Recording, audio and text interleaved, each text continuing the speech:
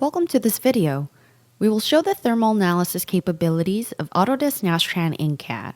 During this video, we're going to discuss the benefits of using steady-state thermal heat transfer analysis. Our eventual goal is to find if this brake assembly will fail due to high stress concentrations caused by differential thermal heating. We will focus on the rotor itself, so we can hide the other parts in the assembly. We will look at the temperature distribution of the rotor due to the thermal loading and heat dissipation as a result of convection.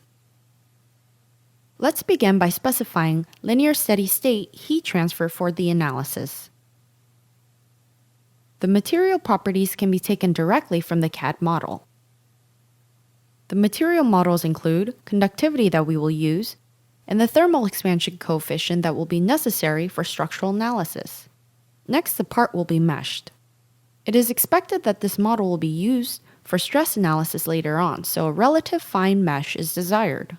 For the thermal analysis, we will apply the boundary conditions that simulate the heat flux generated from the friction between the brake pad and rotor, as well as the rate this material releases heat into the surrounding air.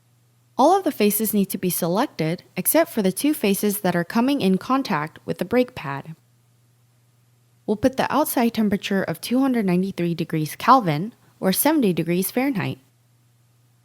Then the convection coefficient based on the material and ambient airflow.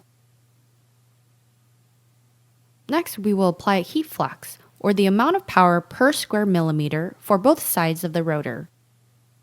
All that is left is to run the solver. This model takes about 1 minute to solve. Let's take a look at the results for the final temperature distribution. The plot shows the non-uniform temperature distribution that can be used as a load in a subsequent thermal expansion analysis. You can see some of the heat is transferred to the vanes on the inside of the rotor. As you have seen, Autodesk Nastran In-CAD in Inventor helps us to come up with a better rotor without leaving the CAD system.